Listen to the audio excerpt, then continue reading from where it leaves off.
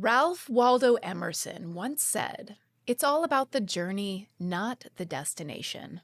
A nice sentiment, though I'd argue he never had to take a family road trip in a car with no air conditioning, 2 kids fighting in the back seat, and Baby Shark blasting on the radio. Still, there's truth in it. The roads we travel, the discoveries we make, and the strangers we meet along the way often leave a bigger mark than the destination ever does. And for more than a century, one unlikely figure has tagged along on those journeys. A plump man, made entirely of tires, urging people to drive further, eat better, and dream bigger. It all started with 2 brothers in France tinkering in a workshop full of rubber scraps, who believed that travel wasn't only about getting somewhere, but about freedom. Whether on clip-clop, or bicycle, or car, their inventions kept wheels spinning, their little red book told you where to stop, and their stars, 3 if you were very, very lucky, became one of the most coveted honors in dining. There's no doubt they would agree with old Ralphie, and it showed in their life's work. Life is short. Enjoy the trip. And that's why this week's On Brand is on Michelin. We're all jazzed up, nearly having a cow. You want your favorite show, and it's on right now. It's on brand. Welcome to On Brand with Jon and Marisa. I'm Jon. I'm Marisa. Oh. Okay. This couldn't be more timely as I love when that happens. Got new tires yesterday. That was definitely on my mind when I was working on this episode. Tires are in our personal zeitgeist right now.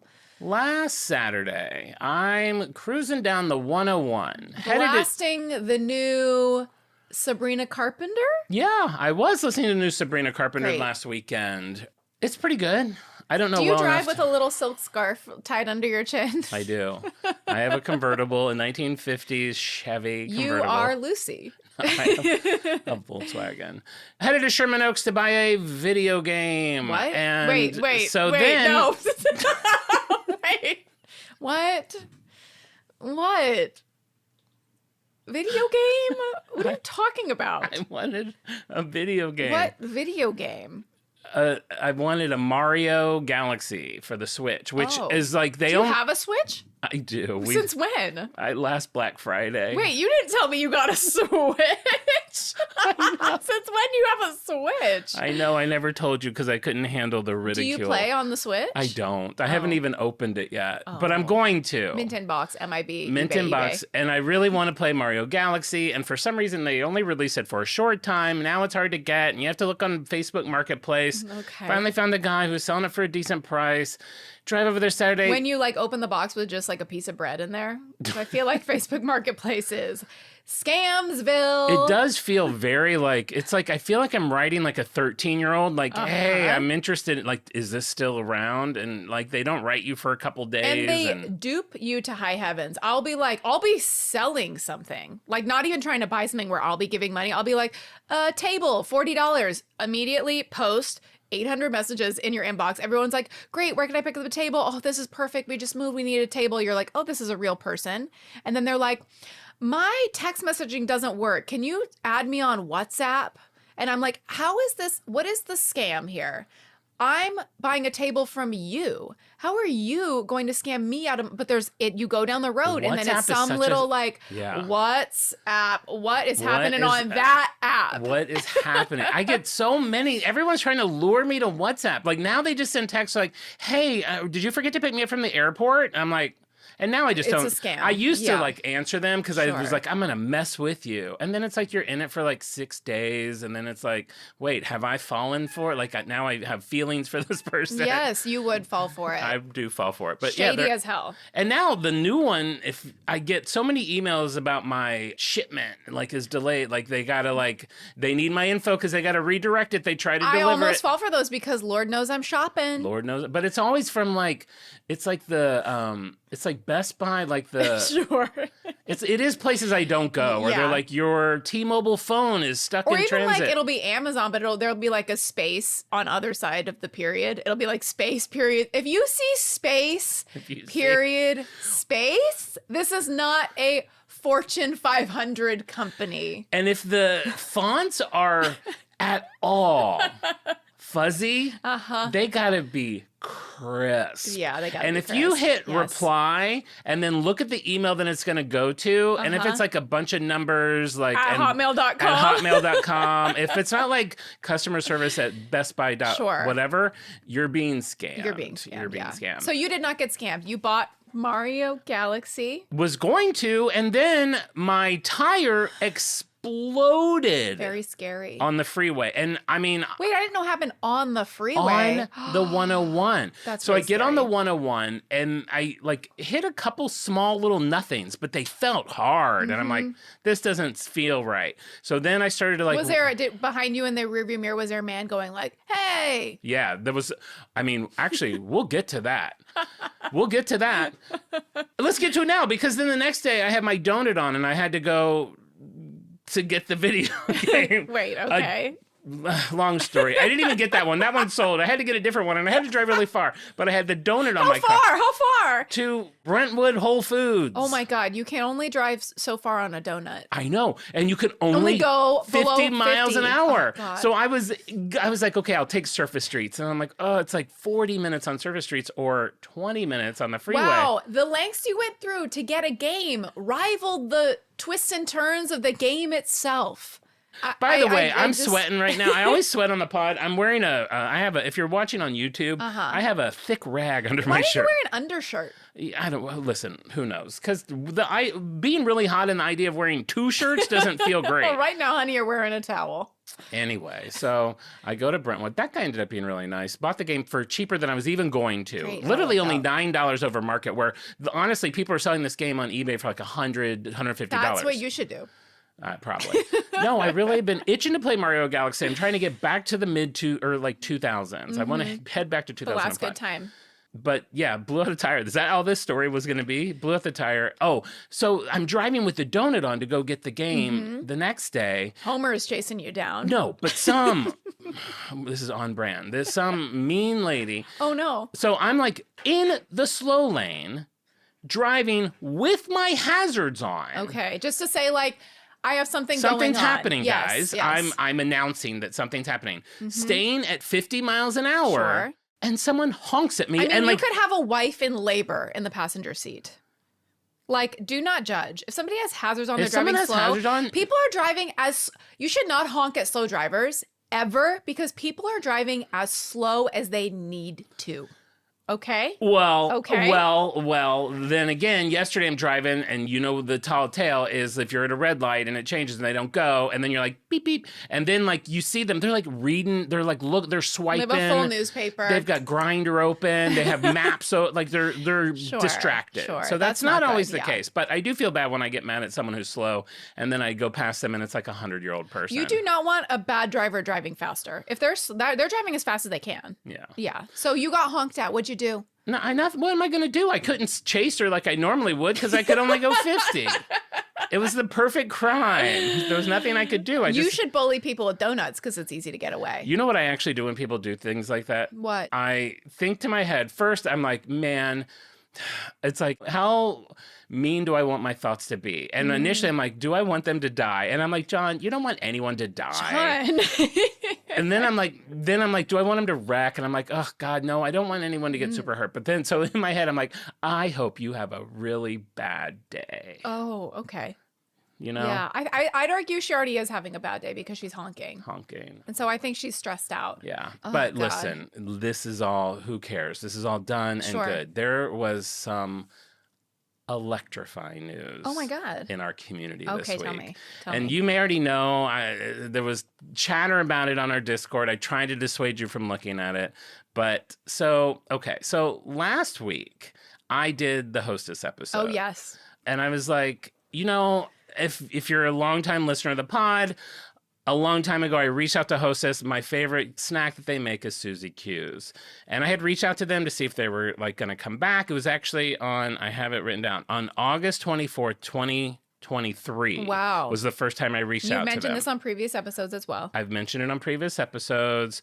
And I reached out to them just saying I couldn't find them. And I kind of knew that they must have been discontinued because Ralph's had them in their like weird little grocery section by the bathroom. Yeah. Where it's like everything's half off. Hey, you're on your way out from taking a piss. Why don't you buy some old muffins? Yeah. Do you want to stand here and shop as the bathroom, the most in LA, the most disgusting bathroom keeps opening and closing? Yes. While people that have struggles or trying to figure out the code and like it's just not where you want to spend much time. No. And I think I've bitched about this on the show before. Everything's half price, but all of a sudden they say the original price was 7 times more than original. They're like, this cereal's half off. Just so you know, it used to be $27. Classic scam. I'm like, whatever. It makes me crazy. So you've seen Susy Q's there. I had seen them you there. Knew so I knew they were heading to the I was in food denial. factory. And if you remember, just to refresh your memory, the reply I got back from Hostess was, thank you for your inquiry. We're sorry that you haven't been able to find Hostess chocolate Susy Q's. Unfortunately, we've had to discontinue that particular item. We know how disappointing it is to find a product that suits your taste only to have it move off the market. And when you say market, that's when I know you're not talking to a human. Sure. Like, we don't say market. We don't say market. We're like, sorry you couldn't find it at Ralph's or whatever. This is a robot. This is a robot. Several customers have voiced similar views, and we are... Several. So like 4 to 7? I think Or like you think- 25 to 70, depending on this is based on Earth's population, so Sure, yeah. it is a percentage, as we know. Several is 10%. And this is where I had a glimmer of hope. We are forwarding your concerns to the bakery manager in your area and our executive management team. Okay. I wonder if you could get their phone numbers, their direct email. Listen, let's ride this journey out. Great. So this is 2 years ago. Yeah. I hear nothing. So in January of 2024, I've given it 5 months. I checked back in and I was just like, hey, Happy New Year. Let's start off like, we're all in this together. New year, new me. Sure, yeah. I'm circling back to see if there has been any movement on the return of chocolate I like Susy using Q's. corporate lingo Me to the too. robot because then they're like, you're one of us. You're I one can of give us. you the real scoop. Let's put a pin in this Sure. synergy between me and Susy Q. And then I go on to say, I'm curious what the response was from the bakery manager. Have you heard anything from the executive management team? Since several customers have voiced similar concerns as me, I'm cautiously optimistic that 2024 will see the return of this iconic snack. Looking forward to your reply. Best, John. What do they write me back? The exact same reply I had gotten 6 months earlier. Word for word. Word for word, but with a different robot name. Like this time it's like Bleep blorp. Cat. No, this is Cat. That's such a robot name. They should be like Crank and like Crank Bolty and like, Beep Bop. yeah, reveal that they're a little bit of a bot. All right, so they get the exact same thing. And so I let it go. I don't think about it anymore. I really am Sure. like, nothing's going to happen with We're this. moving on. So I do the Susy Q's episode. I do a ton of research. I'm on that website. When I was on the website, I was like, let's just look. For the record, back in 2 years ago, Susy Q's were still on the website. When I was doing my research last week, they were no They've been longer scrubbed. even mentioned. Okay. Because you can, any product website, you can click on our products, you can click on like where to find, all those things. So it doesn't exist. And it didn't even really enter my head to like write them to keep the bit going until after we did the show. But then it did. So earlier this week, I think on Wednesday, I was like, you know what? This will be fun for next week's show. I'm going to check in with Follow up Hostess. again. Hopefully they'll write me back in the next 2 days. We're recording on Friday. Let's hope I'll get the same reply and we'll keep this bit going. Sure. But I was going to handle it a little differently. I'm now coming in as a new character. Okay, I love that. Hi, I'd like to introduce myself. My name is Maurice, and I recently moved to the States from Sri Lanka. No, I lived here as a child, and when I was young, one of my favorite things was biting into the moist, chocolatey cake of a Susy Q. No, so this is what I said to them on Wednesday. Hi! Exclamation point. I want the robot to know I'm like just friendly. happy. Hi. Put your blaster down. I am a friend. Yeah, we're in this together, Beep Bop. I am having a hard time finding Susy Q snack cakes anywhere! Exclamation point. I don't even see them on your website. I don't want to get sentimental about it, but I named my daughter Susie after your cakes. Can you tell me if they are available or will be soon?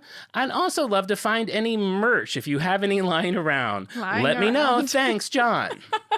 The robot's going to be like, You know, there was that big promotion we did with the radio station where we buried the radio host. Yeah, like in a pile of Susy Q's. And we have some t-shirts to commemorate it. 102.7 Susy Q's. Susy Q. But it's just on the pocket, which is my least favorite tee. God, yes, I hate. Or the big graphics on the back. Yeah, I'm thinking, listen, I'm not going to get the cakes anymore. Let's clear out the warehouse. There's got to be something. Give me a standee. Lying around. Give me something. We'll use it on the pod. Okay, so this is Wednesday. Wednesday, as everybody knows, is Insta Egg Day. I dropped the Insta Egg for Hostess. So everyone's guessing Hostess, Hostess, Hostess. Then one of our listeners, Jim Sargent, Sargent, hits me up and he guessed Hostess. And then he's like, oh, and Susy Q's are back. You did it. And I was like, what? I love you getting full credit, undisputed.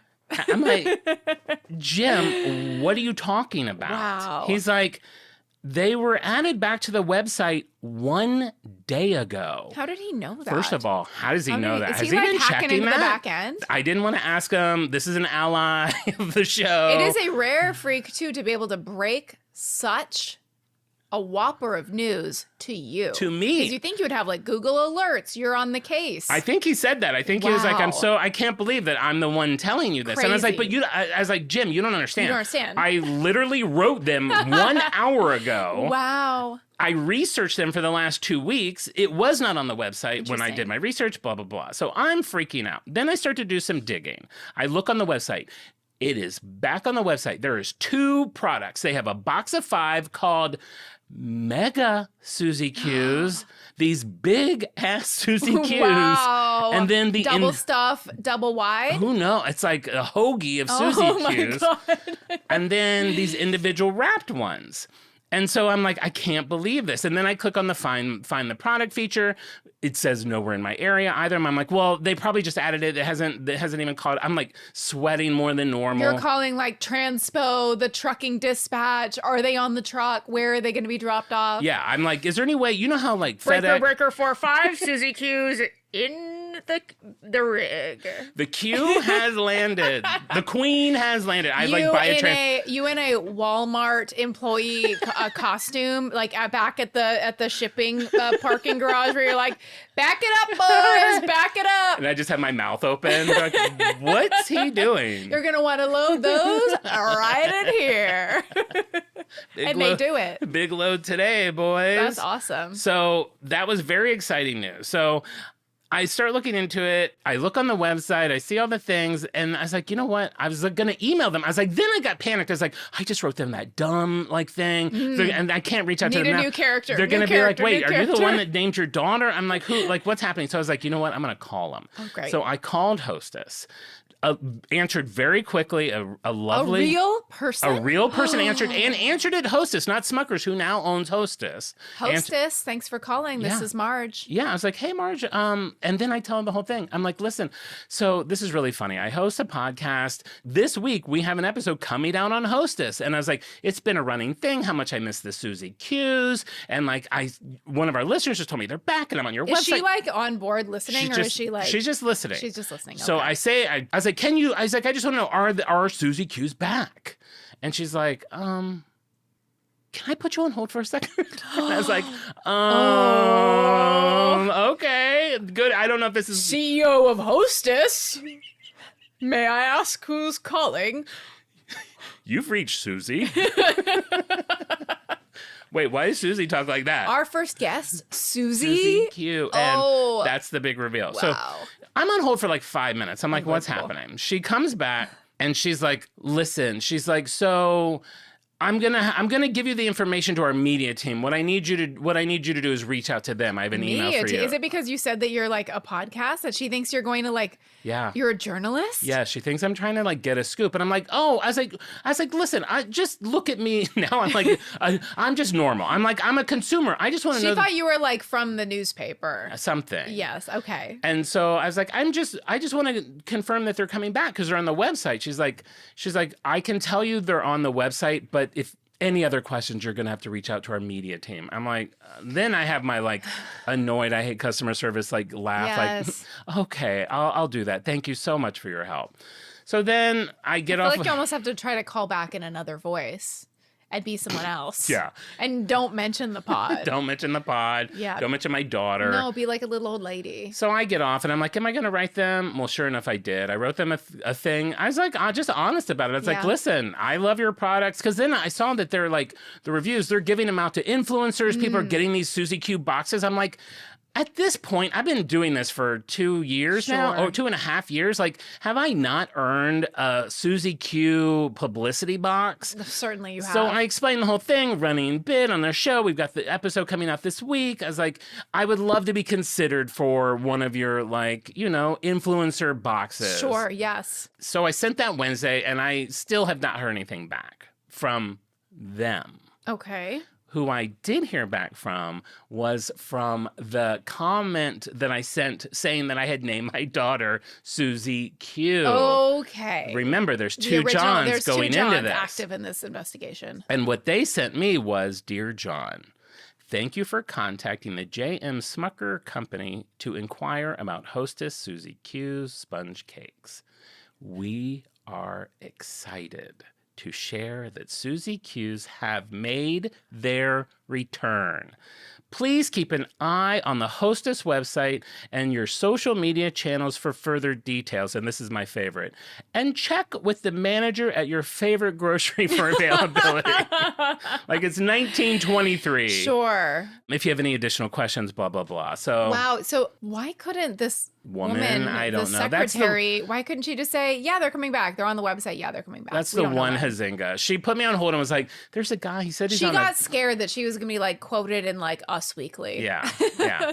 And Yeah. she'd get fired. I know. Bless her heart. But Oh it is my gosh, confirmed this is so exciting. over 2 years. So this has been 25 months in the making. We will soon have mega Susy What Q kind of pack. influencers are getting a big Susy Q pack in the mail? I don't Are know, these one- like some nobodies or Yeah. who is this? Some of them I saw they had like 200 likes. I'm like, I can get 200 likes. Yeah, I It's can like get 200 likes. I will literally do a whole segment on the pod about Susy Q's. kidding? Yeah. I'll wear the shirt. Like They've got shirts? I did. Well, I assume. I'm sure they're spending all the money. I want the Sure. box. I want all of it. I want the Yeah. hat. I want the key fob. I want that stupid thing you put on the back of your phone that I never use, which is always one. A pop socket. The only thing that makes me more depressed getting a pop socket is getting a mouse pad. Oh, Because yeah. I use a laptop. I'm in but- the market for a new mouse pad. All right. Sorry. I took up a bunch of your show, but I was very excited about that. Unbelievable. 3 cheers for We'll you. put a pin in that. Put a pin in that. We'll I'll let circle you- back. We'll circle back when those are on the shelves. When I'm done here, I want to run over to Ralph's and talk to my store manager.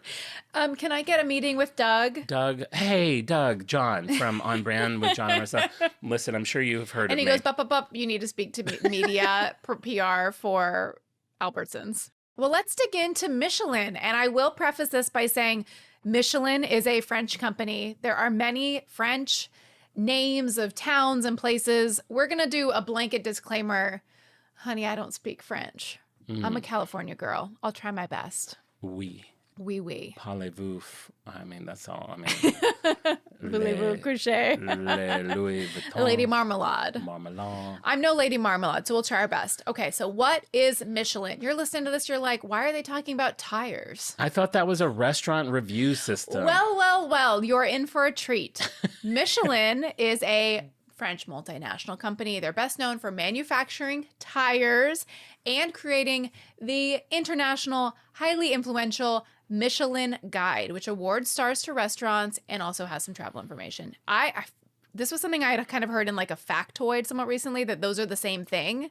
But before that, I was like, why Michelin? What's Michelin having to do with restaurants? We'll get into it. I was aware of that, and if you want to put it in context with shows we've already done, Duncan Hines was, became cake mixes, but he was a restaurant reviewer and then came out with a guide for restaurants, Yes. very similar. And then also Guinness, which is the drink and the right. Guinness record. So if we were going to package our episodes into like little multi-packs, this would be like the guide guys. The guide guys. Or yeah, if it was like a Netflix, if you're scrolling on Netflix, it'd be Sure. like brands with an unusual twist. Sure.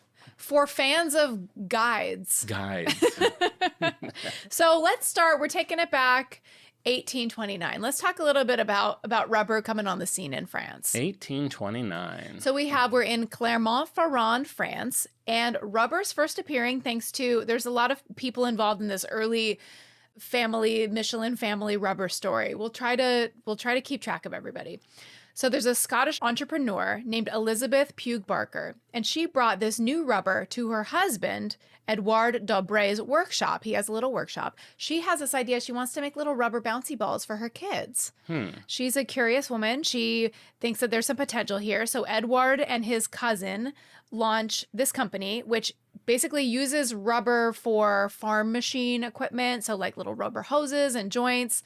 Their innovations are catching a lot of attention at trade fairs. So rubber is just kind of like, it's one of those things. It's like, there was a time where like rubber was like, people were like raising an eyebrow, like, what's that? Oui. Tell me more. Pour K? Wait. So the rubber factory is not doing great. And then, so these two cousins who started that machine business, they died in 1863 and 1864, a year apart. Sad. The business is not doing well. Were those deaths related in any way? Maybe a murder-suicide at midnight on New Year's Eve. A murder, and then like it took him a year to think. Like, I said I would kill myself, but I think I should do it. A year later, he's like, bang, bang. I'm gonna commit to something for once in my life. The business is in a very, very bad state. One of the cousins, Aristide, he has a daughter named Adele who inherited the whole business. It's in a ton of debt. It's not doing well. Her husband is not interested in farm machinery. So Adele Michelin, she calls on her two adult sons now to kind of figure out a way to revive this dying rubber business. The Michelin brothers, they don't know anything about rubber. They don't know anything about farm machinery. Édouard is an artist and André is an engineer.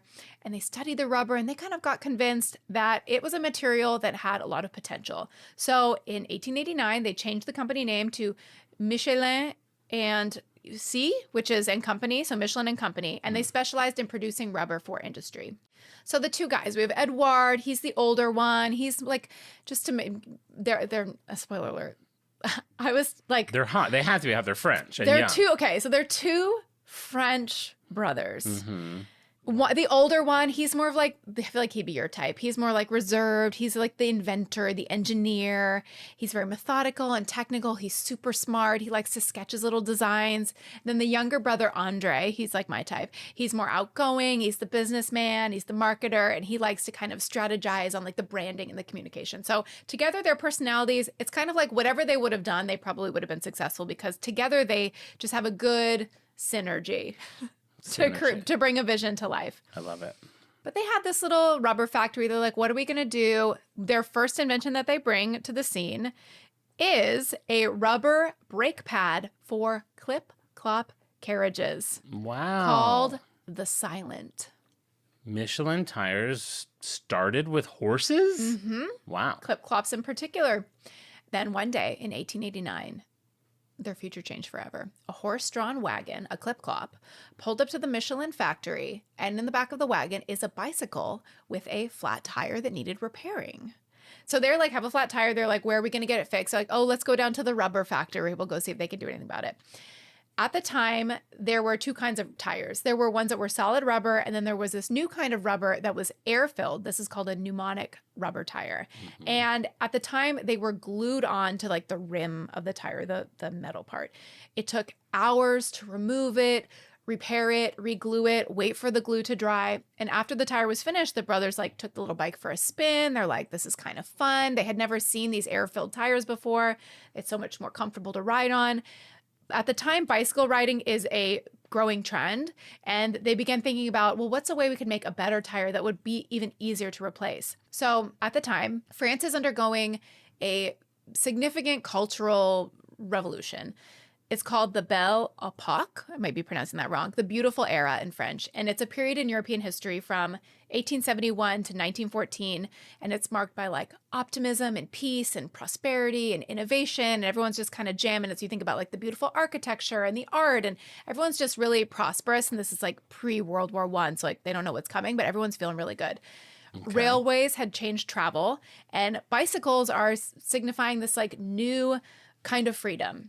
And cycling is sweeping Europe. There's all these like cycling clubs, and it's giving a lot of independence, especially to women, whom Susan B. Anthony famously called, they have been freed by the bicycle. Wow. Because typically if you had a car or a clip-clop, you needed a chaperone with you. But if you're on a bike, bitch, you can go wherever you please. Now, these bikes, just visually, is this like giant tire in front, tiny tire in back? Are these like, what bikes are these? I think this is regular bike. Like a mountain bike? I think it's like a, I don't think like it's a 10-speed. I don't think it's a 10-speed or a mountain bike. I think it's a 10-speed Schwinn. Is it like one of those real low rider bikes that I don't understand that the boys will use? Yeah, it's one of those. It's either a Schwinn, a 10-speed Schwinn, or a low rider bike that the boys use. But it's not I thought it was the giant tire, little tire. I think that was earlier 1800s. Okay. I think. And then I have, just for my own information. Hey, Siri, when did France give America the Statue of Liberty? She literally just turned off. She just turned off. She did her rainbow and then was like, turned off. She didn't even, Siri is like the worst Gen Z employee, where it's like looking up, not acknowledging you, and then just looking back down. Yeah. I mean, like, no, you look it up. No. What a bitch. It took a few years, but they're noodling on this way to make a tire that's easier to repair. And then they finally came up with a detachable air-filled tire that could be replaced in only 15 minutes instead of the hours it would take for like waiting for the glue to dry. This is insane. This is exactly the conversation I had about my tire when I was like pulled over. And you're like, what's going on in there? No, because like the car that I have, like I remember back in the day, like I could just buy a tire and put it on. They put a hubcap on. Sure. My car doesn't have hubcaps anymore. It has like a rim, so the tire gets like sealed on it. So when I was waiting for AAA, my friend was like, "You should just have them bring you a tire." And I was like, "I don't think they can do that." No, I like don't they think, would have to there's a million sizes and different and it has to be welded on. Like they can bring you a battery, but they can't bring you a tire. Yeah. And when I asked him, he's like, "No, you have to go to like a tire shop." I was like, I know. We used to be able, you could throw a new tire on. You could throw a new tire on, but now it's like, anymore. even when I was leaving at the tire place yesterday, I was like, well, let me keep the one that's still kind of good. Yeah. So then I have a good spare. He's like, it honestly won't do you any good because you would have to bring it here and have it put on. And now you have warranty on these anyway. So you're just going to have this like rubber ring. Wow. So it's changing the tire. And it made me wonder. I couldn't help but wonder. Is changing a tire a thing of the past? Wow, that's a really boring episode of Sex and the City, but a fun episode of our show. And I couldn't help but wonder, has the tire bubble burst? Is it easier to change a tire or change yourself? I couldn't help but wonder, is it easier to get 4 new tires or 4 new men? Samantha does it one. Now, why does she never get to do one? Finally, we got to something. 1891, Édouard and André Michelin patent the demountable, which means removable, pneumatic bicycle tire. And then came the publicity of a lifetime. How much does this not sound like something you wouldn't want to do? The 1891 Brest-Paris race. So this is a 1,200 kilometer or 750 mile bicycle race. That's it? That's it? We can all bicycle 750 miles. I double checked. I'm like, can that be right? I checked 750. Is this, it doesn't seem physically possible. Isn't that farther than San Francisco? I think so. Unbelievable. And cyclist Charles Tarrant rode to victory on Michelin's detachable tires. So the tire was just patented in 1891. That same year, he gets this amazing publicity, winning the race, and the rider finished 8 hours ahead of the second place rider. What? So newspapers, they're snapping pictures. They're writing all this stuff about how easy they are to repair, the superiority of the Michelin tires. And now this little rubber workshop is on the map. Rolling into the new century. Unbelievable. I love it. This is when things get fun. 1894. So this is a few years later. At the Lion World's Fair. Oh, a World's Fair. Take me back. Time machine. I want the souvenirs. I want the trinkets. I want to try the exciting new foods like hot dogs. What were they? They were like, you have a glove. Oh, yeah. You're loaned a glove. Or was that for ice cream? I forget. No, there was some you sort were loaned of a glove for your hot dog. For for a sausage before they gave you a bun. Will you bring back that glove, please? People are not bringing them back. Do you promise you will? I have 19 gloves at my home. That's like at the end of a concert when they want us to put our like bracelets, our lit up bracelets in the bin when we leave. Fat chance. No way you're getting paid this. $400 for this ticket. I want this to blink in my house for the next 2 days and then die and then be sad. Edward, I cannot stress enough, these guys are not hot. These two French brothers. They gotta be hot. Sure, in our mind they are, but they're not. I picture like wanky teeth, gangly, hot. You know what? I just saw The Prestige, so I'm going to imagine it's Hugh Jackman and Christian Bale. Okay. And that actually works really well for me. All right. So Edward Michelin noticed at the World's Fair a stack of tires all piled up that he thought resembled a man. Oh. And so he turned to his brother Andre. He's like, look, if it had arms, it would look like a man. And they kind of thought about that. They kind of laughed. And then 4 years later, they hired an artist. This guy is hot. Oh, Galop. This is his like pen name, to bring the figure to life. And he created the Michelin Man. He was drawn up. These early advertisements for the Michelin Man are so, I mean, they're beautifully illustrated, like hand drawn, but the way that he was portrayed, he was a booze hound party boy. He was made of tires. He's like, it's kind of that like, when you think of like swingin' Europe party time, he's holding a goblet full of nails, glass, and road debris with the Latin slogan, Nunc est bibendum, which means now is the time to drink. The message is that Michelin tires can drink up any obstacle like glass or nails and they won't pop. And the official name of the Michelin Man since then is Bibendum, after time to drink. Wow. Isn't that crazy? I feel like I don't know when. I feel like sometime in the last year I've done a little like, I wasn't even going to do it as a show, but Just I feel for like fun? it showed up. I think it was like can you believe what the Michelin Man used to look like kind of Yeah. thing in my feed? And he looks crazy. Was there something about the color? Like was rubber white back then? Rubber was white back then, yeah. Okay. And that's why he's white. He's like a big stack of white. Well, he's white now. But I think that's why he is white now, because when they were doing this, rubber just happened to be white. That is true, yeah, because carbon wasn't added yet. Yeah. And he looks like he almost looks like a Babadook. He's like very like, Yeah.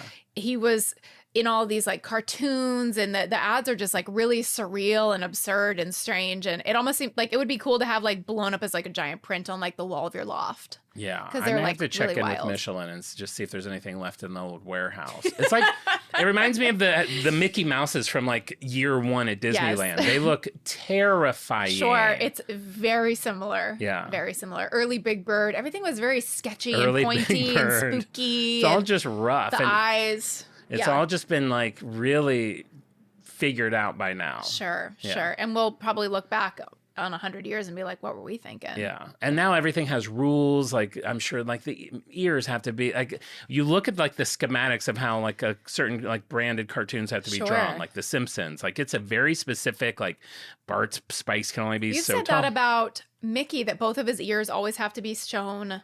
You have to see both at the same time. Yeah, you never see them profile because then it would Yeah. just be like a line. Yeah. Same with Snoopy. Like Snoopy, you always see, no matter how he's standing, you're always seeing the side of his head. Which I respect, because sometimes, like when they do show a famous cartoon from the front, I find that to be very unsettling. It's like when you watch the Muppets and see their legs I all of don't a wanna sudden. see their Sometimes, now I'm okay with their legs, but Only when Kermit's riding a bike. Otherwise, I don't want to see the legs. we love to see Kermit ride the bike.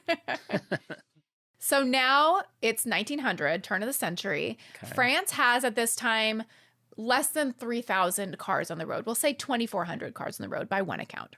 Most were owned by the wealthy elites, the richest of the rich. The Michelin brothers are thinking, they're like, okay, we had a lot of fun with bike tires. We want to maybe get into car tires. How could we inspire people to travel more, be less intimidated by hitting the road, turn the car from a toy of the rich into something that could be a necessity for their everyday life and enrich their life by travel exploration? So they printed the first Michelin guide, which is, I'll post a picture of this, a gorgeous little thick red book, handed out for free all over France. It included maps, instructions on how to change tires, which at the time was relevant pre-AAA, where to find fuel, where to stay, and where to eat. So their goal, like I said, was to make driving less intimidating so people will drive more. Can I just pipe in very quick? This is another thing that happened with my tire on Saturday. Back in the day, this is, I think, my fourth or fifth car in my life. Yeah. I've always had Volkswagens. I could always change my tire. I could get the dummy out. I could jack up the car. I could take it off. I could put the new tire on. Yes. I can't anymore. They don't want you to. They don't want you to. They had to. I have a special tool to pick off the things that are covering the bolts. The bolts have a lock that I have to. I have my own like lock for the bolts. Yes. It's like. So I felt, part of me was like, I feel lame waiting for AAA to come change this tire. But like when he got there, plus they do all that. And the jack they give you still like you got to like, you have to make sure you're putting it in the right spot. In the right spot, yeah. Otherwise it'll like blast through your trunk. Which Lucy did. Like Yes. it came up through the hood. And then you're like, I'm picking up an entire car. Crazy. And he came with his little pedal and pumped it up real fast. And like, but man, it used to be an easier game. That is very intentional. There's a few companies that pride themselves on that they call the right to repair, that they make things that are still repairable. Like Dyson is really good about that. My family, my sister and mom's vacuum just broke, their Dyson. And I went over there and they got like, it's all disassembled and they got screwdrivers out. They got a YouTube tutorial. So some companies are good about that, but that is so true. You would need like you'd have to have like a mechanic license to like get these tools. I know Apple does that, and now even Yeah. Swatch, which I am really struggling with my thoughts on Swatch. For my entire life, 40 years or however long Swatches have been around, you could change the battery thing in the back just Wow. has a line in it, and you stick a nickel in it and Yeah. turn it. They have gotten rid of that. Now it's 3 dots. There's no tool that Who opens has 3 dots? You have to go to the Swatch store. It's like, Unbelievable. why would you take that? Like, why make us not be able to do that? They want to get you in the store so you buy more stuff. But they closed all the Swatch stores in LA. It's annoying. I have to drive an hour. Can you buy a 3-pronged screwdriver? You could not. I'm sure there's now third-party ones. You need to go undercover at a watch At a Swatch store? store I need and to pretend like you're an employee clocking in for your shift, a new employee. I should just pretend I'm on Undercover Boss and Yeah. put a wig and a mustache on and go to the Swatch in Topanga and be That's like, great. hey, so the camera crew's going to be here in a minute. Do you just want to show me around the back real quick before everyone gets here? So what are the kind of things I'm going to do? Am I going to have to like change a watch battery? Oh, yeah, cool. Oh, cool. Oh, I see. Yeah, you've got the 3-pronger. Yeah, we just ordered a bunch of those in. I'm glad that you guys have yours. You take that, you run out of there, you hit Cinnabon, bingo, bango, boingo, Bingo, bango, best bingo, day of your life. get home, change all my batteries. Play a call it little day. Mario Galaxy. Put my wig on my mannequin. Yeah, I could see you with a mannequin. So they're thinking more driving will mean more worn tires, more customers. Let's get people out on the road to wear these tires down. Nearly 35,000. So remember, less than 3,000 people have cars. Nearly 35,000 copies of the first free edition were distributed throughout France. Why so many? I don't know why so many. I don't know. That's a lot. It feels like too much. Feels like a lot. Feels too like much. Gladys in printing made a little snafu, put a little extra 0 on the printer. Yeah. So during World War I, publication of the guide was suspended, of course, as everything changes during wartime. After the war, revised editions of the guide continued to be given away until 1920. There's a story that André Michelin, he was visiting a tire merchant, making the rounds, slinging his tires. He noticed copies of the guide were being used to prop up a wobbly workbench. So he kind of came to this principle that people will respect what they pay for. So like by it being free, people aren't really taking it seriously or respecting it. So they decided to charge for the guide. At the time, it's about 750 francs or $2.15 US money in 1922. They also made some changes. They listed restaurants by specific categories, adding hotel listings, and removing ads. So they used to have ads in there, which kind of cheapened it. So they took out the ads.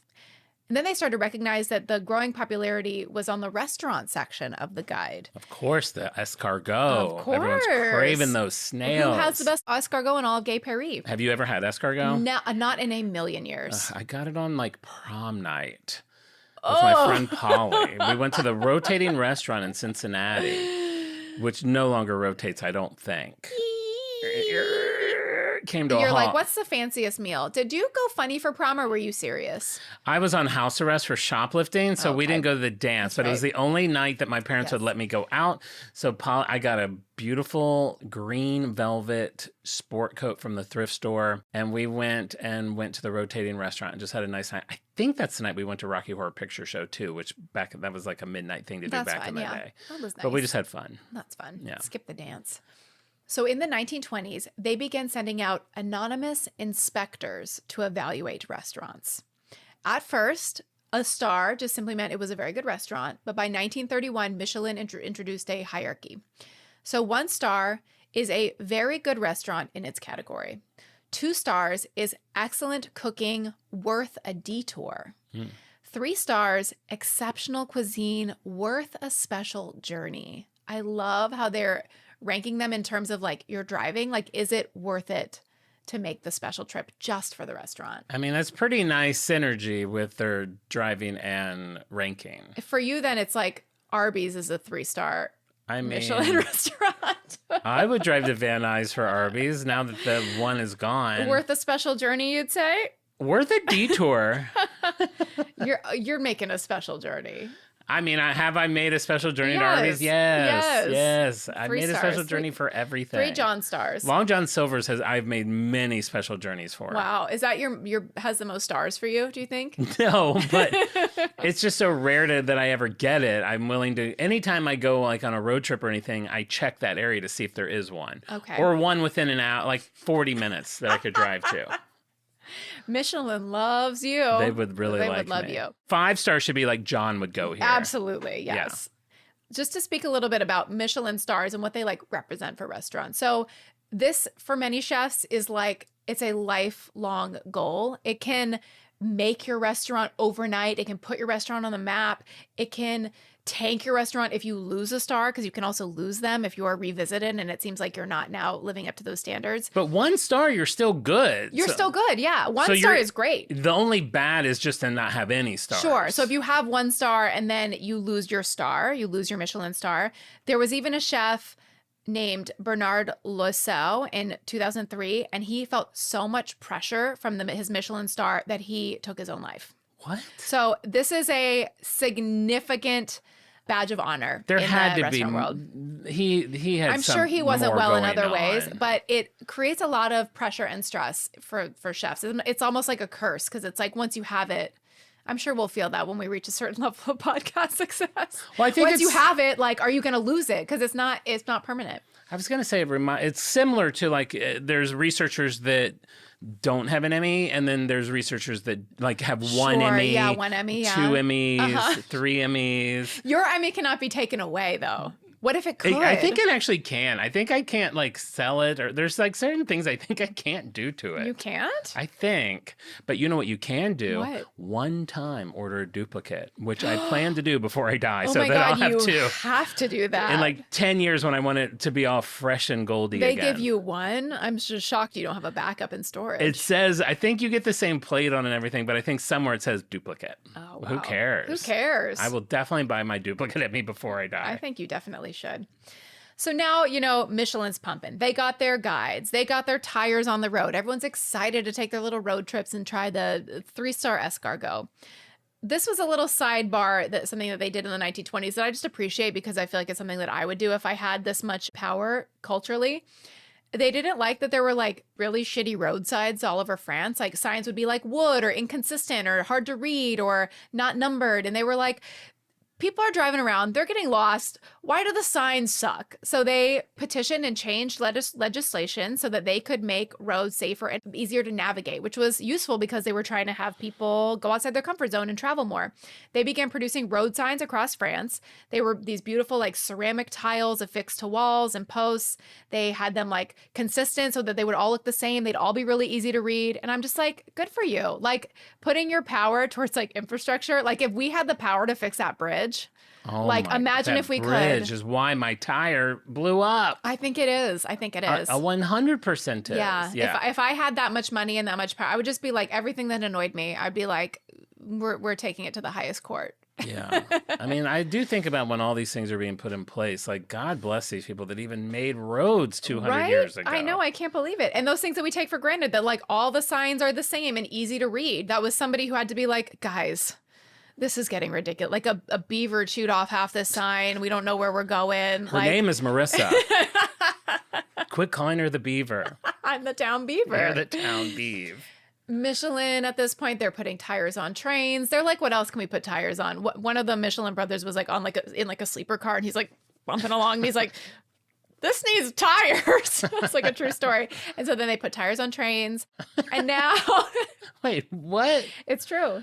There was a guy sleep on a bumpy train. Trains Michelin, didn't yeah. have tires. They didn't have They were just tires. being dragged. There were two, like, it was just like metal on metal, and he got a little Oh. rubber on there. to There's make it less no bumpy. way there's rubber on train He tires. put rubber on train tires. Babe, He did. Okay. He did. Okay. I don't have an Emmy, but that's my research. I haven't researched it, so I have to believe you. You have to believe me. I just know because, like, we put tires, like, we were in Ohio. I don't know if you've ever done this. We live by train tracks, and you would put coins on them, and then come back the next day, and they're just flat coins. They were really fun. I mean, it was pressed pennies. The first original pressed penny, no design. It's just like a big disc. But, like, I don't think they could have rubber. Enough to maybe Are you thinking of, like, zoo trains? No. I think you're thinking of zoo trains. He said he was in a sleeper car of a train and it was rackety backety bumpity bumpity all night long. Was he like, there was giraffes and there was elephants and I couldn't sleep because of the monkeys. I was eating cotton candy. I don't know. You'll have to ask Michelin about it. That's what he says. Dippin' Dots. You'll have to ask Michelin. Okay. So now, post-war landscape, Europe is in ruins. Infrastructure is shattered. The roads are hell. After a war, which, I mean, maybe that's what happened here and nobody did anything. Resources like rubber are very tightly controlled, but then now there's this opportunity. So nations are kind of rebuilding. Their economies are rebounding and people are trying to look for optimism wherever they can. So Michelin, they survived the wartime occupation of Germany. Their factories were seized by the Germans. They were wanting to be a leader in this like new era of France. So the company doubles down on research and innovation. And in 1946, we're going to get into the weeds a little bit on tire patent specifics. I was saying earlier today, I would love to hear about some tire patents. Great. Okay, perfect. Yeah, since you've been very intimate with tires recently, I feel like you should know a little bit about how they work. In 1946, Michelin engineers filed a patent for what would become one of the most important inventions in tire history, the radial tire. Okay, so I'm going to try to make this make sense because I don't know what the hell what's going on in there. What the hell's going on? Yeah. So radial tires use layers of steel cords running perpendicular to the tread. You know, the tread is like the bumpies. Oh, I'm very aware with tread. It has to be Sure. 4 or greater or they will void your warranty. There you go. Exactly. Honestly, we should send this to the crew at America's Tire. They might would like love to this. hear this. The result is because it has this steel reinforcement, it's more durable, it's more fuel efficient, it has better grip. And in Europe, they're just beginning to embrace these affordable cars. There's a car called the Citroën. Do you know this car? It's very cute. It looks like a Volkswagen Bug, but like a James Bondy kind of Volkswagen Bug. It's very cute. Yeah. And it was called an umbrella on 4 wheels. It was meant to be like basic affordable transportation. You know, everybody's still kind of recovering from the war. We want to make things affordable that are low cost, simple to maintain. And this car at the time, it would be worth approximately today $4,691. But Wow. it looks like it should be in a car museum. It's so cute. So Yeah. Michelin had a really close relationship with this car company. They ended up buying some stake in the company, and they were using this as kind of like the launch pad for their new radial tire. So they have this new really affordable car. It's really cute. It's really easy to maintain. And then they have their new amazing tires that they threw on there that would become the industry standard. Drivers immediately noticed they're in this little rinky-dinky car that they could travel farther, use less fuel, and they could drive more confidently on the roads that were not in great shape. So really, we could benefit from some radial tires also. We might be on them using them already. And then now Europe is recovering from the war. Michelin starts exporting its technology. We know how this goes with Shark Tank. Now you're kind of like, now it's off to the races. It's like, this is basically, they patented this technology of this radial tire. So now they can license it. They can pass it along to anybody. By the late 1960s, the company had its sights set on the US, the biggest car market in the world, still dominated by Goodyear, heard of it? Firestone, big boy. Oh boy. Continental. Continental, maybe not up in the big 3, but maybe in the top 10. They were budget tires. Their tires that were popular at the time in the 1960s was this bias ply technology. So it's like what preceded this radial tire, the thing that's really making waves in Europe. Consumer Reports tested Michelin's radial tires in 1968 and declared them vastly superior. And American drivers and eventually car makers like Ford started to switch over to radial tires. So Michelin, it's not just their brand of tires, it's their technology that has influenced the way tires are, made everywhere. They've done so much. I didn't know that these boys, what I assume are hot French brothers, French men. that maybe they practice kissing on each other. Probably. I mean, they're French, so I mean that would make sense. The French love to kiss. Do they need Don't tell me they invented French kissing. Do they need to practice how to kiss, or do French people just know how to French? They're born Frenching. They're born Frenching. So now they're just into their global expansion. They're buying local companies, they're building new plants, they're pushing the radial tires as like the new mainstream choice. They're acquiring tire companies. They become now in 1989 one of the big 3 tire makers in the US: Goodyear, Firestone, and Michelin. Fun fact. I was pushing for the Firestone F to be one of the Fs in That's off-brand, right. but it Oh my didn't fit gosh. aesthetically. I forgot. Yeah, it was a delicate balance to try to get, the colors and the size. Yeah. Yeah. So now Michelin's on the map. They're going global. The Bibendum, the Michelin Man, he's getting a little bit of a makeover in the 1970s to the 1980s. He's slimming down. Of course. In the 80s, he had to be he's like skinny He's little tires. jazzercising.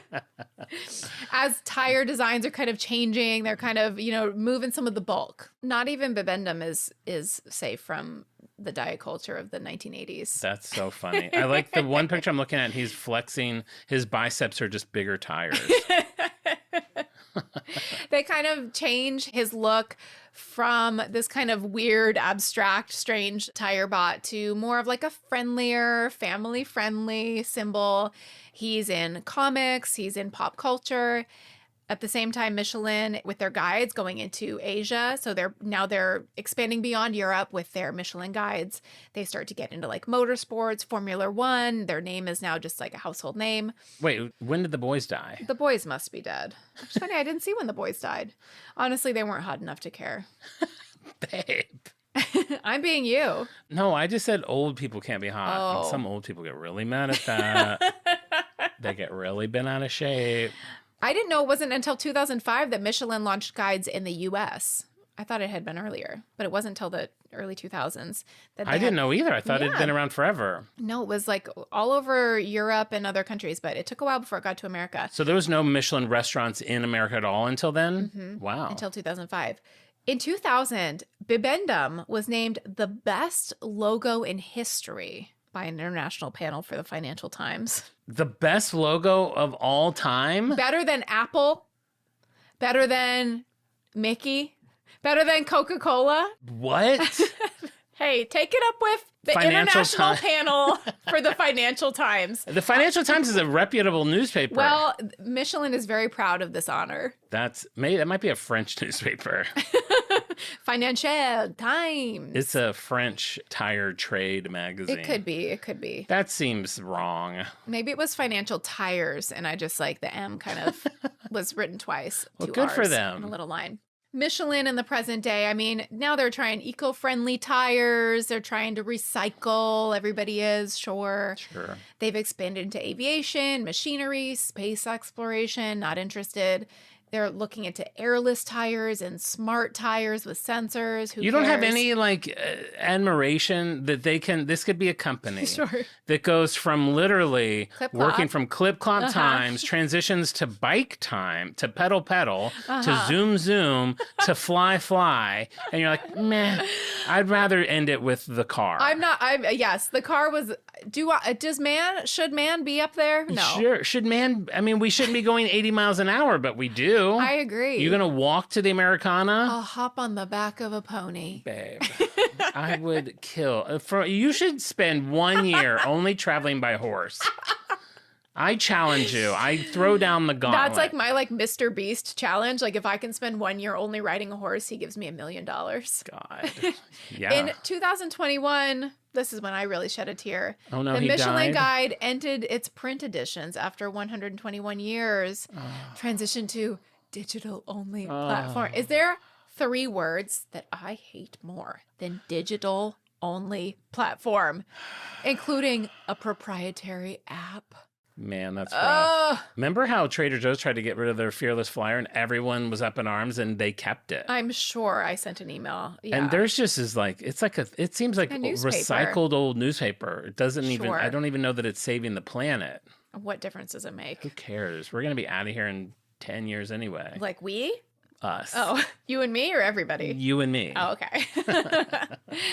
The Michelin stars, we know, I knew of the Michelin stars before. As I said, I knew that they had any association with the tires. If I think of Michelin, I think of the stars. Yeah, of More course. so I than think the more tire than, well, company. I don't know. I think of them pretty equally, even though I've never had Michelin tires. I don't know if you can just get Michelin tires anywhere. Do I have to go to a special Michelin store? They're around. They're premium brand. So I could have gotten them at the place. Yeah. I don't think, as far as I know, I don't think I've ever eaten at a Michelin restaurant. I know I haven't. I feel like that's going to be like the fancy restaurant. Like, who am I thinking of? Thomas Keller? Oh yeah, sure. Is he one? James Beard, James- award-winning. Oh, maybe that's what I'm restaurant. thinking of, Yeah. is the James Beard But Award. the Michelin stars are, they're similar prestige. Some countries even pay Michelin to like make a guide for their country because it's like such good press to spotlight restaurants. They've gotten criticism over the years of only favoring like a certain type of cuisine or a certain type of dining experience, but I will say they are now, maybe they've made an effort to do it. They have a wide range of restaurants that they award with stars. There's a really affordable one in Los Angeles that it's like a less than $30. You can get a Michelin star meal. Let's do it. It's like all like clams and fish, I like fish. I don't love clams. like little shrimpies and stuff. I like shrimp. Okay, I'll have some rice. I'm sure there's a fish you would like. Fish is good. Yeah, maybe. What'd you call lobster savory marshmallows? Savory marshmallows, yeah. Yeah, we'll see. And I would encourage, I mean, if you're traveling to like one of these bigger cities in America, look at the Michelin stars because like I said, there is a range. Some of them, there's like the most expensive one.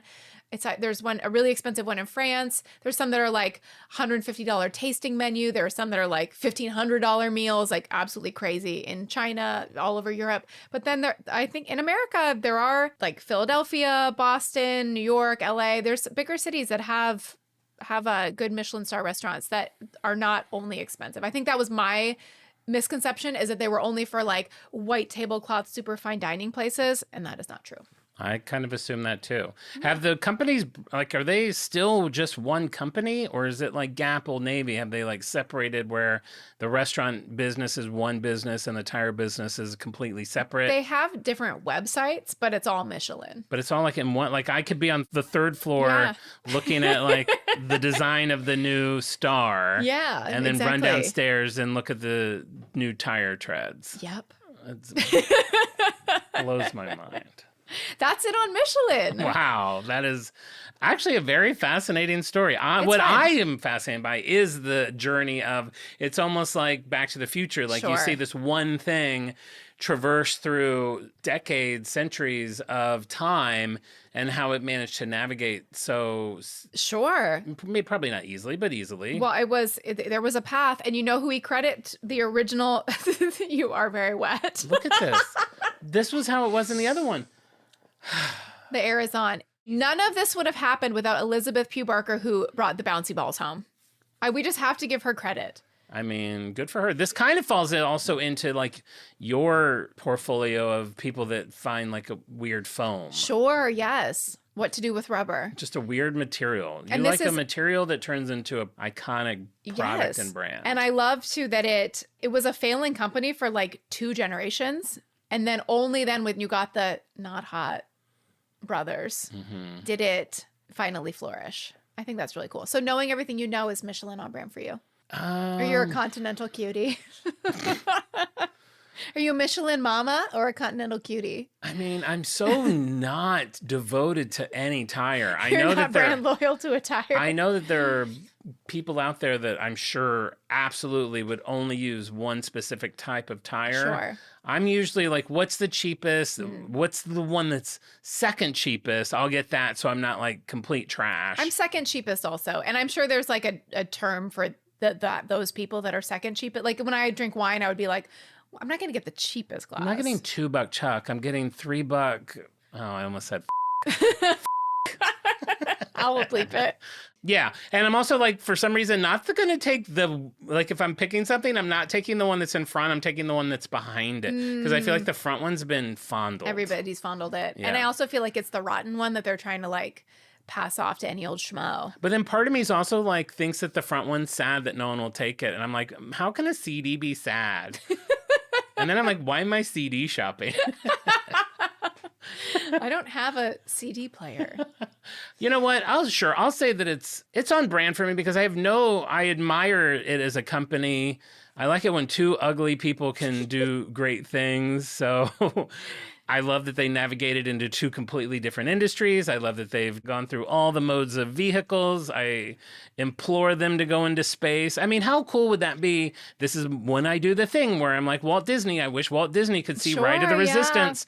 If those ugly Frenchmen could see their rubber tires on like a rover on Mars, like that would be so mind-blowing to them. So, you know what? Yeah, I'm going to give it a full hard-on brand for me. I'm going to agree with you, just out of respect for the innovation and the gumption, and it's just a great classic story of business. I sent you actually a picture of the two brothers so you can see them, and so for those reasons, it's a medium on brand. It's not hard, it's not soft, it's medium because I'm not brand loyal to Michelin at all. Actually, I've never eaten at a Michelin star restaurant. I'm going to decide if it's a hard on brand when I click this picture to see what these boys look like.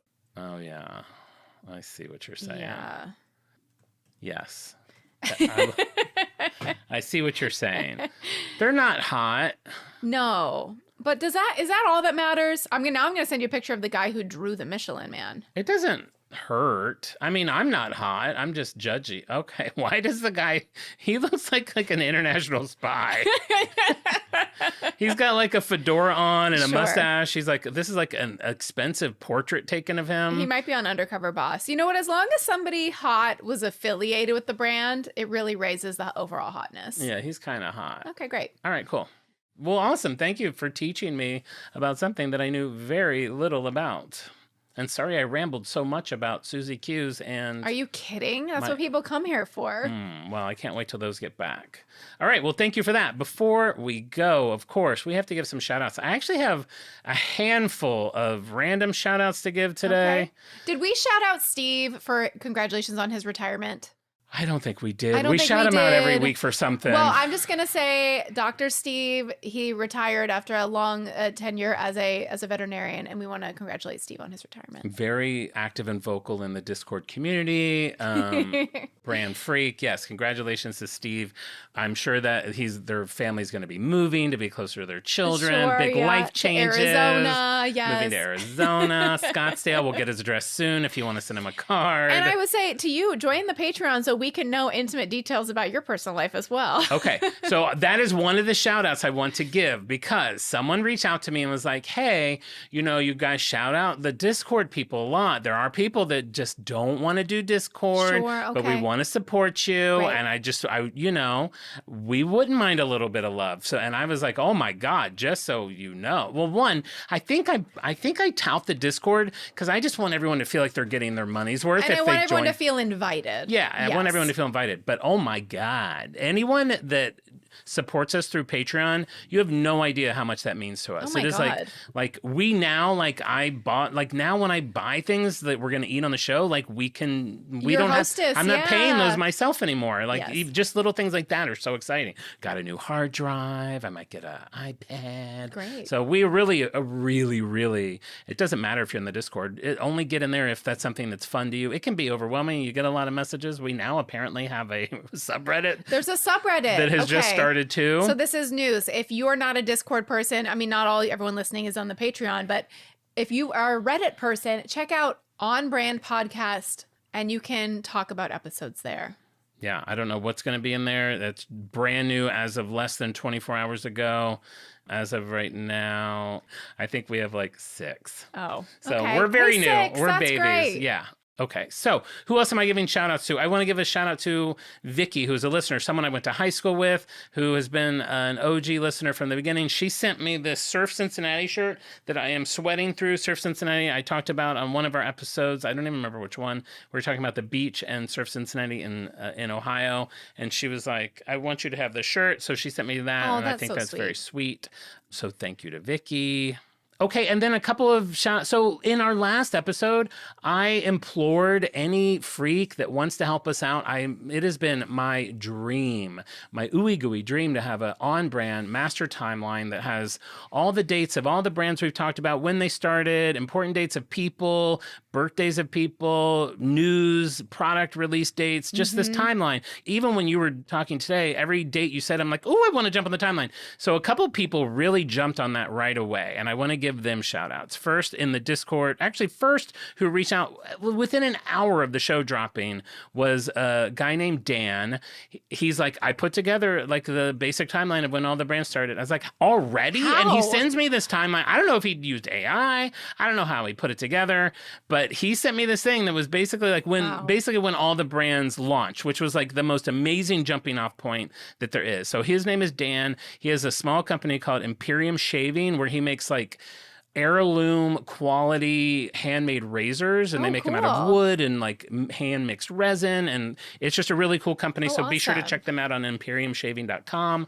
And then in our Discord, Viv C started one too, so she combined Dan's and hers together, and her and Aaron Powell, and now it's open to everybody, is helping us put it together. So it's literally like my dream to have this. It's like a village is helping us put it together, so I just want to say thank you guys for that. And then I want to give one last very shout out before I do the Freaks of the Week to Charlotte. Charlotte is a little 10-year-old girl that listens to our show. No. And for the past several weeks, she has been doing the Insta Egg with her mom. And her mom, Melissa, and Melissa wrote me this week when she guest hostess, she's like, hostess, easy, says my 10-year-old. And I was like, then she's like, I've been having a lot of fun doing the Insta Eggs with my daughter this last month. And I was like, oh my God, what's your daughter's name? So a shout out to Charlotte and Melissa. Thank you for listening to the show. I love that the little puzzles are giving you a silly little thing to do on Wednesdays together. And congratulations on Charlotte, because not everyone got hostess. Okay. A lot of people thought Little Debbie. And I was like, you're dumb. But then I looked at Little Debbie and they also have the squiggle. So I take it back. You have every right to think it was Little Debbie, even though the logo doesn't look anything like it and everything means something. All right. So now we got all that out of the way. Let's do our Freaks of the Week. If you are just joining us for the first time and don't know what a Freak of the Week is, our fans are called brand freaks. And the brand freaks like puzzles. So every Wednesday on our Instagram story, I post a little puzzle that they can solve and figure out what our brand is going to be that week. If they get that puzzle correct, I'm going to send them a cute little freak badge, which is just a picture letting them know that they got it right. And I'm going to add their name to the wheel of freaks. I'm going to spin that wheel 5 times, and those will be our freaks of the week. So the following people went through all of those steps. They endured, they lasted, they solved, they used their brain, their bodies, their brawn, and these are our freaks of the week. Derek Ender Lee, Vanessa Roy, Alex Cash, Adam, just lowercase ADAM with a space between every letter, also known as Burger Krang, and Sam Cohen. Congratulations. I really appreciate you guys playing the Insta Egg. If you haven't done it yet, check it out. Like I said, every Wednesday around 11 o'clock Pacific time, I post it, and you have all day to guess and figure out what it is to get your name on the wheel. And then while you're there, check out our Instagram feed. We post stuff every week that just gives you more insight into the podcast. We do little supplemental packages where you get to see the pictures of the people we talk about in each episode. You get to see if we think they're hot or not. You get to see vintage advertising and old this and that and whatever we feel like pulling. So it's a nice supplemental to the show. So check out our Instagram. While we're giving shout outs, I'd like to shout out a lovely listener who left us 5-star reviews on Apple Podcasts. We have Trevelations, who said, review to smooth the stew. Get Me Peter Dukes, which I had to look it up. That's the guy who invented the pumpkin spice latte. I had forgotten. He says, love this podcast. I was immediately hooked by Jon and Marisa's effervescent chemistry. I worked my way through the back catalog so quickly that I had to sign up for the Patreon. If you're a fan, I highly recommend subscribing to Off Brand for the ad-free eps and endless quirky digressions. Wow, this guy is writing our commercial. Yeah. As a certified brandy, brand freak, and a newly anointed freak of the week, you can take my word for it. My only gripe is that Marisa's mom hasn't made an official appearance on the pod yet. Oh, boy. You know what? If she hears this and asks us about it, we'll consider doing a phone call with her. We will have to be drinking her signature cocktail, her twist on the White Russian, the Bobo, which instead of vodka, Kahlua, and milk is vodka, Kahlua, and Baileys. Be sure to check out the Baileys episode 10 episodes back. I feel like we're in Baileys season. Oh my gosh, I'm ready for a pumpkin spice Baileys. Okay. Okay, now we're talking. Check out our Instagram @OnBrand, TikTok @OnBrand the podcast, subreddit On Brand the podcast? YouTube. Watch us there. Patreon. Subscribe to more. You know where to find us. Just Google it. You'll find it. And with that, we'll be back next week with an all-new episode. And remember, we may go off topic, but we'll always be on brand. Bye. Bye, guys. On brand.